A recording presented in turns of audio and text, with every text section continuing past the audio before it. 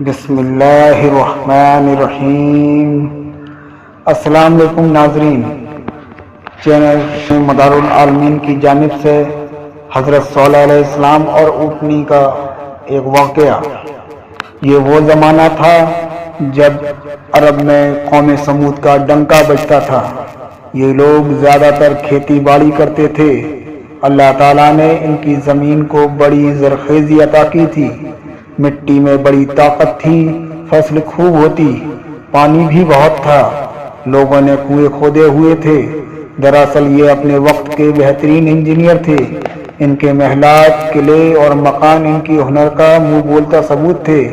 میدانوں میں بڑے بڑے محل تو ہر زمانے میں بنائے جاتے ہیں، لیکن قوم سمود کا حیران کن ہنر پہاڑ تراشنا تھا۔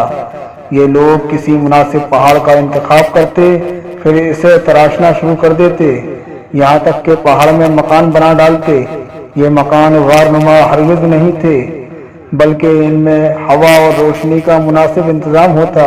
پہاڑ میں تعمیر ہونے کی وجہ سے یہ بہت مضبوط ہوتے تھے۔ انہی خوبیوں کی وجہ سے یہ پورے علاقے میں ان جتنا خوشحال اور طاقتور ملک کسی کا نہ تھا، اور یہ خوشحالی اور طاقت ہی کا گھمنڈ تھا جس نے انہیں مغرور اور ظالم بنا دیا تھا۔ ارد گرد کی بستیوں پر ظلم کرنا ان کے لیے ایک کھیل کا درجہ رکھتا تھا۔ خدا کی بخشی ہوئی نعمتوں کی وجہ سے سمود کے لوگ عیش کی زندگی بسر کر رہے تھے اور اپنے نبی اور رسول ہود علیہ السلام کی ان تعلیمات کو بھلا چکے تھے۔ انہی حالات میں ایک نوجوان کا چرچا ہوا۔ سرخ و سفید رنگ، لمبے قد اور مضبوط جسم کا مالک یہ نوجوان عام لوگوں سے الگ تھلگ رہتا تھا۔ اسے اپنے زمانے کی فضول رونقوں سے کوئی دلچسپی نہیں تھی۔ اسے بت قدوں میں رکھے ہوئے بتوں سے بھی سخت نفرت تھی۔ لوگ اس کی زبان سے بتوں کے متعلق نفرت کے کلمات کئی دفعہ سن چکے تھے، لیکن اس کی شرافت اور دیانت کی وجہ سے اسے کچھ نہیں کہتے تھے۔ اس نوجوان کا نام صالح تھا، ایک معزز قبیلے کا باوقار شخص جسے بعد میں اللہ نے اپنا نبی بنایا۔ حضرت صالح علیہ السلام نے شہر کے بڑے بڑے لوگوں کی دعوت کی۔ انہوں نے کھانا کھلانے کے بعد لوگوں کی آمد کا شکریہ ادا کیا۔ انہیں بلانے کا مقصد بتاتے ہوئے کہا، اے لوگوں، آج میں نے تمہیں وہ باتیں یاد دلانے کے لیے یہاں بلایا ہے جن کو تم بھول چکے ہو۔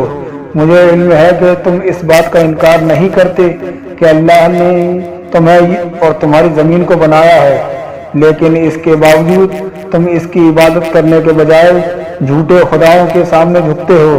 اے میری قوم کے سردار، یہ میری گمراہی چھوڑ دو، ایک اللہ کی عبادت کرو، وہی تمہارا اصل رب ہے۔ اسی سے اپنے گناہوں کی معافی مانگو اور سرکشی کا رویہ چھوڑ دو۔ حضرت صالح علیہ السلام کی گفتگو کے جواب میں ان سرداروں نے کہا، اے صالح، ہمیں تم سے بہت امید تھی، ہم تمہیں بہت معزز اور باوقار شخص سمجھتے تھے، لیکن تم نے ہمیں گمراہ کہہ کر ہمارے باپ دادا کے دین کو گالی دی ہے۔ تمہاری کوئی بات ہمارے سمجھ میں نہیں آئی۔ آخر ہم ان خداؤں کی پوجا کیوں چھوڑ دیں جن کو ہمارے باپ دادا پوجتے رہے ہیں؟ تم نے ہمیں بہت مایوس کیا ہے۔ حضرت صالح علیہ السلام نے انہیں سمجھانا چاہا، لیکن وہ ناراض ہو کر وہاں سے اٹھ آئے۔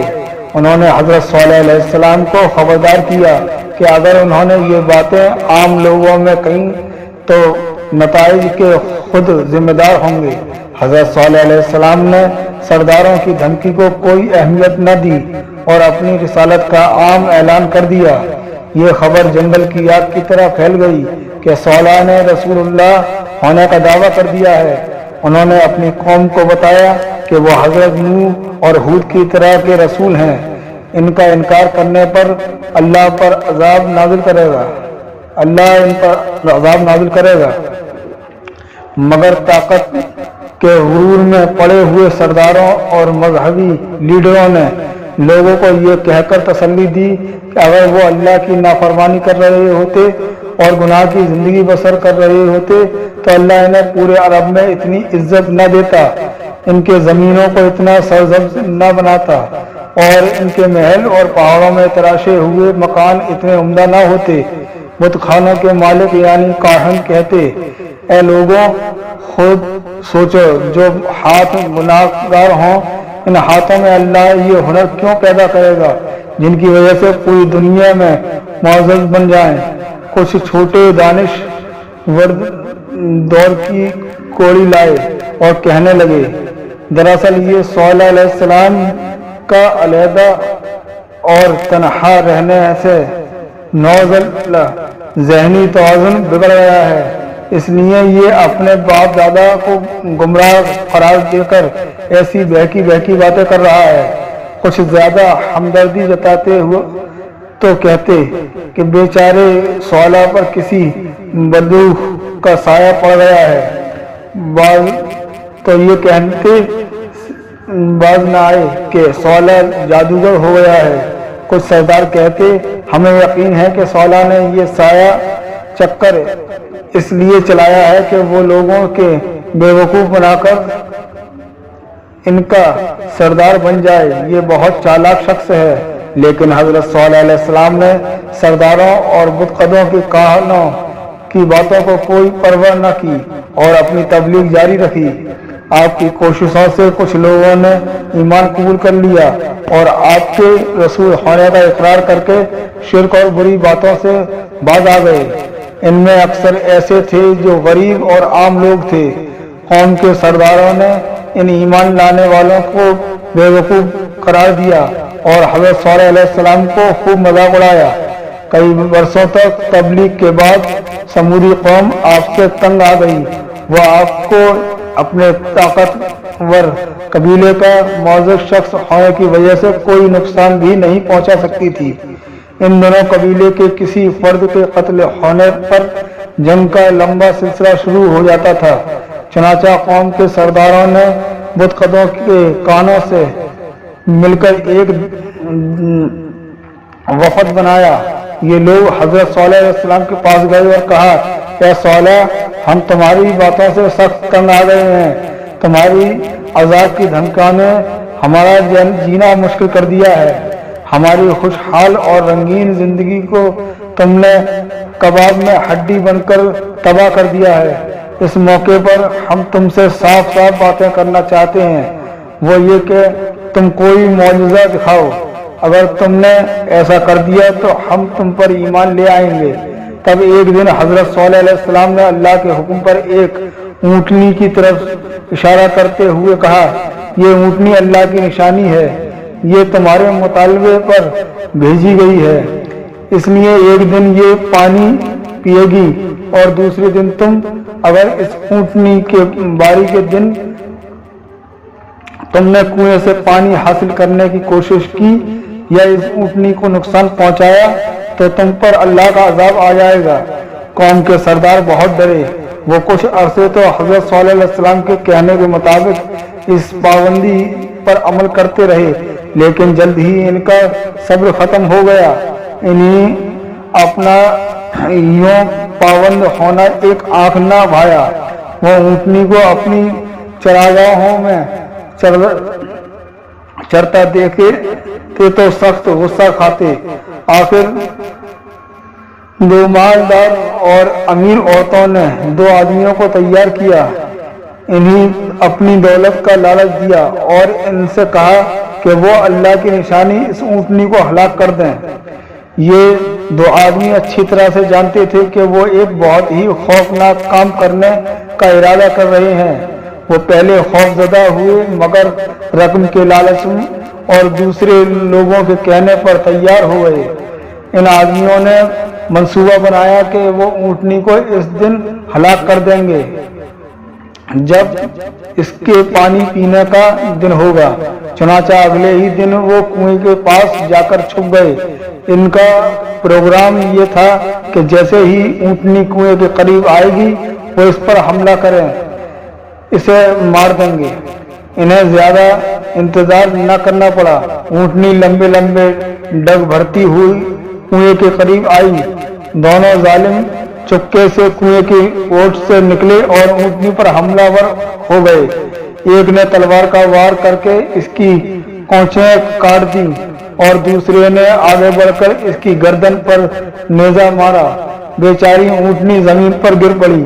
बेकसूर ऊँटनी को जमीन पर तड़पते देखकर दूसरे लोग भी पहुंच गए। ये लोग छुपकर ये सारा मंजर देख रहे थे। उन्होंने जब देखा कि ऊँटनी पर हमला करने वालों को कुछ नहीं हुआ तो इनका भी हौसला बढ़ा। वो अपना गुस्सा उतारने पहुंच गए। अब वो सब मिलकर ऊँटनी को मार रहे थे। ऊँटनी को मारने वालों को रसूद देने वाली औरतें भी ये मंजर देख रही थीं। इन सब ने खुशी के नारे लगाए और हज़रत सल्लल्लाहु अलैहि वसल्लम का मजाक उड़ाया। वो कह रहे थे कि ऐ सौला, हमने अल्लाह की निशानी ऊँटनी को कत्ल कर दिया है और हमें कुछ नहीं हुआ। ये बेवकूफ़ लोग नहीं जानते थे कि इन्होंने अल्लाह की दी हुई मोहलत को अपने हाथों से खत्म कर लिया है। हज़रत सल्लल्लाहु अलैहि वसल्लम की ये खबर पहुंची तो आपकी आंखों में आंसू आ गए। आपने फरमाया कि अब कौम समूद की मोहलत खत्म हो गई है। इन लोगों पर 24 घंटों के दौरान ऐसा अजाब आएगा कि इनकी बस्तियां इबरत का निशान बन जाएंगी। हजरत सल्लल्लाहु अलैहि वसल्लम की ये बात जब ऊँटनी के कातिलों तक पहुंची तो वो बहुत खौफजदा हुए, लेकिन माफी मांगने के बजाय उन्होंने हजरत सल्लल्लाहु अलैहि वसल्लम को शहीद करने का मंसूबा बनाया। 9 कबीले इकट्ठा हो गए और हर कबीले से एक एक जंगजू मुंतखब किया गया और फैसला हुआ कि रात को हजरत सल्लल्लाहु अलैहि वसल्लम के घर पर हमला करके इनका किस्सा पाक कर दिया जाए। इन्होंने एक दूसरे से वादा लिया कि हजरत सल्लल्लाहु अलैहि वसल्लम को शहीद करने के लिए सब कबीले एक दूसरे का साथ देंगे। यूँ हजरत सल्लल्लाहु अलैहि वसल्लम का कबीला बाकी कबीलों से बदला लेने की जरूरत नहीं कर सकेगा और डर कर खामोश हो जाएगा। लेकिन अल्लाह ताला ने अपने कानून के मुताबिक इन काफिरों को अपने मंसूबे पर अमल करने की मोहलत न दी। अल्लाह ताला का कानून ही है कि इसके रसूल को इनकी कौम शहीद नहीं कर सकती। अगर कौम इसकी कोशिश भी करती है तो इस पर अजाब आ जाता है। चुनांचे हजरत सल्लल्लाहु अलैहि वसल्लम को अल्लाह ने हुक्म दिया और वो अपने मानने वालों के साथ लेकर रातों रात वहां से निकल गए। इसी रात वादी में एक खौफनाक तूफान आया।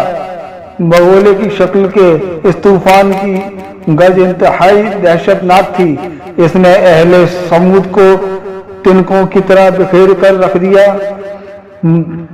मजबूत महलों और किलों नुमा मकानों में रहने वाले ये बदकिस्मत लोग अब अल्लाह की पकड़ में थे। सुबह हुई तो इनकी बस्ती इबरत का नमूना बन चुकी थी। एक भी काफिर जिंदा नहीं बचा था। मकानात और महलात का तो जिक्र ही क्या, पहाड़ भी यूं नजर आ रहे थे जैसे हवा इनके आर पार होकर गुजरी हो। और ये पहाड़ और महल पत्थरों के नहीं बल्कि कपड़े के बने हुए थे और हवा ने आग की तरह इनको जलाकर तबाह कर दिया है। हजरत सल्लल्लाहु अलैहि वसल्लम ईमान लाने वालों के साथ फिलिस्तीन के इलाके में रमला के करीब आकर आबाद हो गए और बाकी जिंदगी वहीं गुजारी। अस्सलाम वालेकुम नाज़रीन।